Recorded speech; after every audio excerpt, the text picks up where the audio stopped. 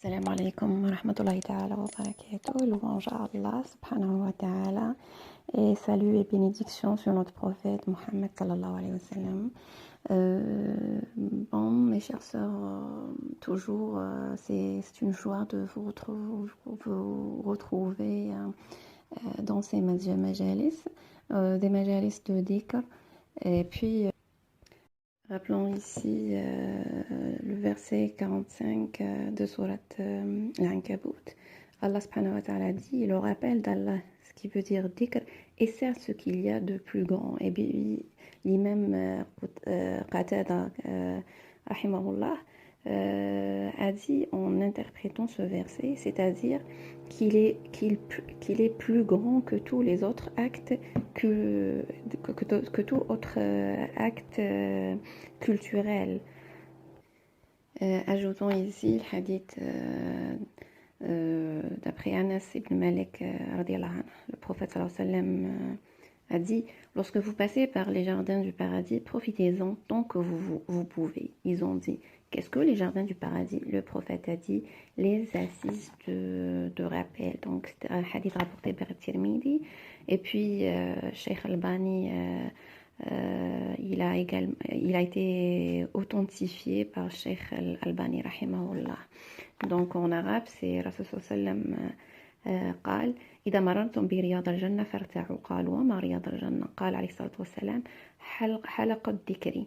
Ça veut dire les assises, c'est des assises de dhikr.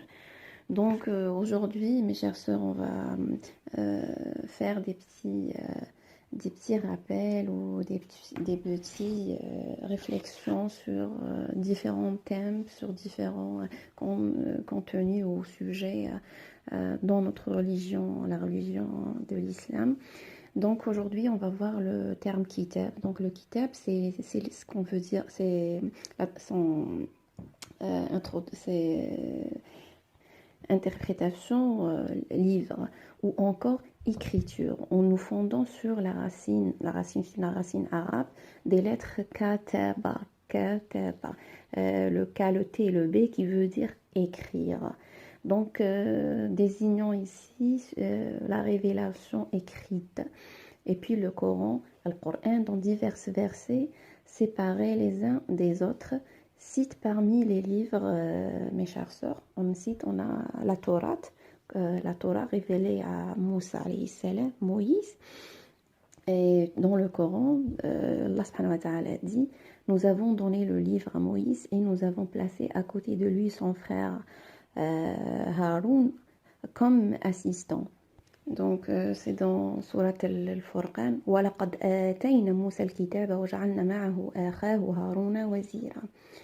Et puis dans un autre verset, donc le verset de Surat Al-Ma'ida, le verset 44, nous avons fait descendre en révélation la Torah où se trouve une orientation juste, Huda, et une lumière, et par laquelle les prophètes soumis à la volonté d'Allah, les connaisseurs des choses divines et les docteurs de la loi jugent pour les Juifs, car leur fut confiée la garde du livre d'Allah et ils en sont les témoins. Jusqu'à la fin du verset, ceux-là sont les mécréants. Inna anzalna at-taurata fiha hudan wa nur يحكم بها النبيون الذين أسلموا للذين هادوا والربانيون والأحبار بما استحفظوا من كتاب الله jusqu'à la fin du verset. Et puis après la Torah, il y a eu le Zabour, les psaumes communiqués à David. Donc dans le verset, Allah subhanahu wa ta'ala dit nous avons donné les psaumes à David. Et puis après, il y avait l'évangile transmis à Isa, Jésus alayhi salam. Donc dans le verset, Allah subhanahu wa ta'ala dit nous lui avons donné l'évangile où se trouve une direction et une lumière pour confirmer ce qui était avant lui de la Torah. Une direction et un avertissement destiné à ceux qui craignent Allah subhanahu wa ta'ala.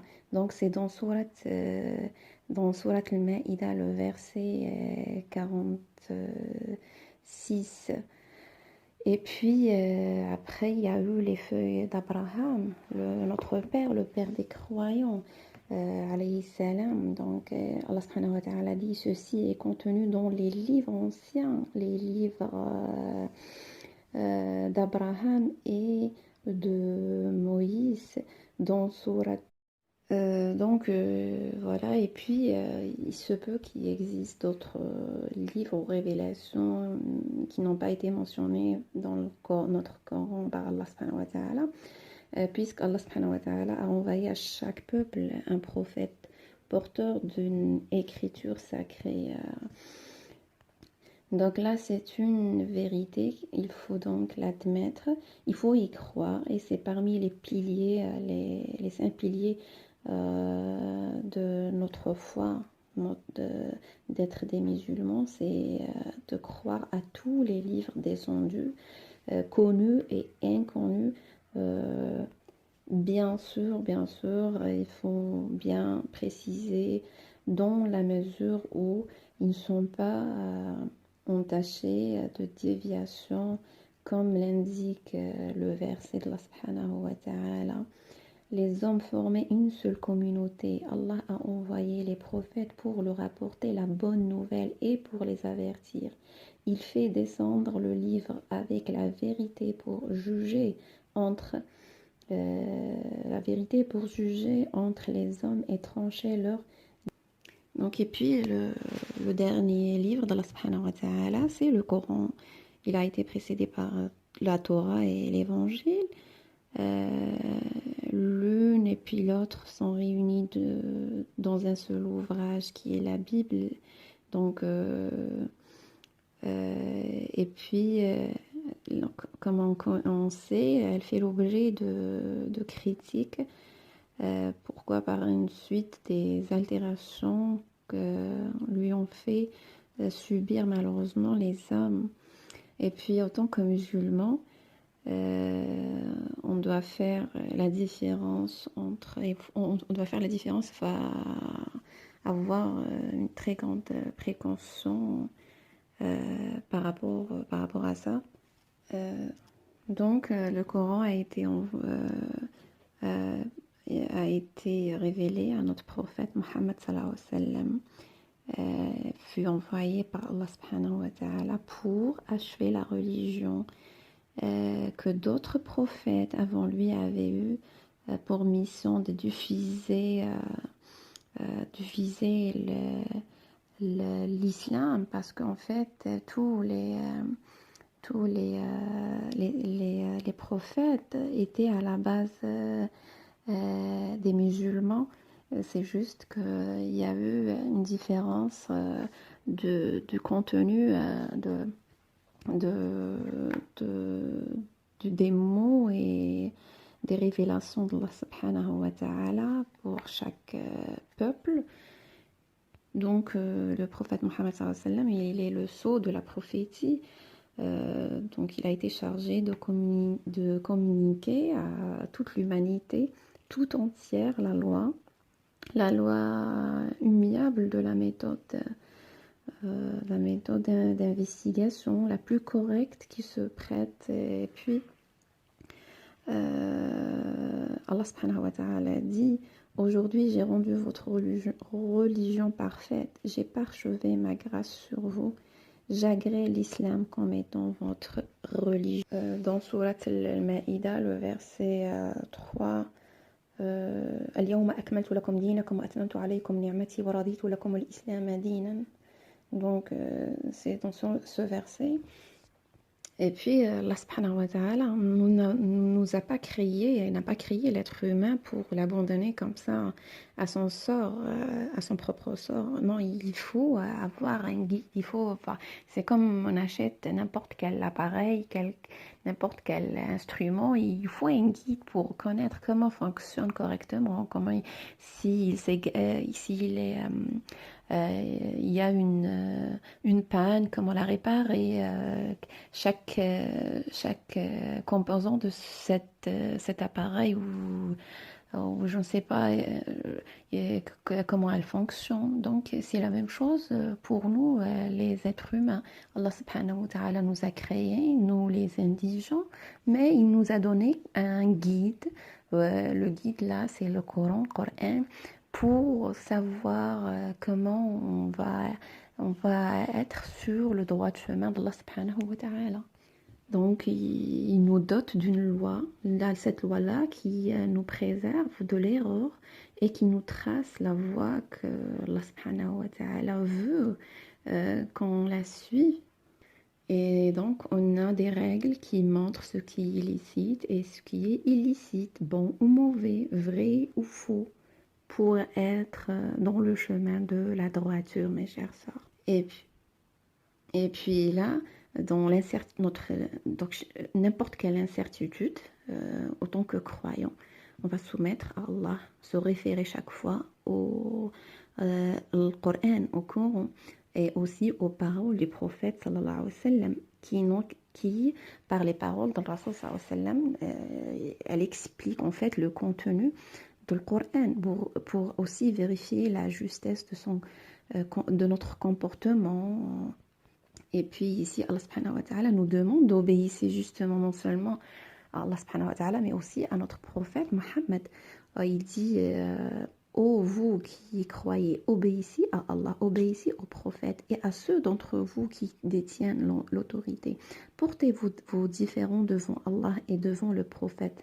Si vous croyez en Allah et au jour dernier, c'est mieux ainsi. C'est le meilleur arrangement. Dans Surat An-Nisa, verset 59, يا أيها الذين آمنوا أطيعوا الله وأطيعوا الرسول وأولي الأمر منكم فإن تنازعتم في شيء فردوه إلى الله والرسول إن كنتم تؤمنون بالله واليوم الآخر ذلك خير وأحسن تأويلا. Donc de là, on comprend que le Coran et la Sunna sont en effet les deux sources fondamentales de notre religion islamique d'une façon générale, de notre comportement en tant d'individu dans notre société. Et puis Rasul sallam, il dit, j'ai laissé pour vous deux choses, vous ne vous égarez point si vous vous y tâchez avec constance, le livre d'Allah subhanahu wa ta'ala et la sunna de son prophète. Donc le dernier message, mes chères sœurs, englobe la pureté des précédents et un rappel qui est adressé à l'humanité.